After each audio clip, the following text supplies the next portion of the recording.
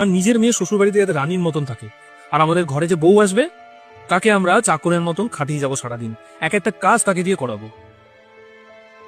বাবু, আমায় ক্ষমা করে দে, আমার ভুল হয়ে গেছে রে। নিজের মেয়েকে এরকম পরামর্শ দেওয়া আমার ঠিক হয়নি। মা, তোমার একটা ভুল পরামর্শ না ওর সংসার নষ্ট করে দিতে পারে। তুই চিন্তা করিস না বাবু, আমি মেয়েকে ফোন করে বোঝাবো যেন ও ওরকম না করে, ও যেন মিলেমিশে সবাইকে নিয়ে সংসারটা করে। ঠিক আছে, একটা কাজ করো, মায়ের খাবারটা দিয়ে দাও। হ্যাঁ, বৌমা যে আমার জন্য খাবার বানায়নি বললো। বানিয়েছে। অ্যাকচুয়ালি আমরা দুজন মিলে এটা প্ল্যান করেছিলাম যাতে তোমাকে বোঝাতে পারি আর তুমি যাতে বুঝতে পারো যে তুমি ওকে যে পরামর্শটা দিচ্ছ সেটা ভুল। হ্যাঁ বাবু, আমি বুঝে গেছি। কিছু কিছু শাশুড়ি মায়েরা এটাই মনে করেন যে বাড়ির বউ মানেই বোধহয় কাজের লোক, অথচ তারা এটা চান যে তাদের মেয়ে যেন শ্বশুরবাড়িতে গিয়ে একার মতো থাকে, ভালো থাকে।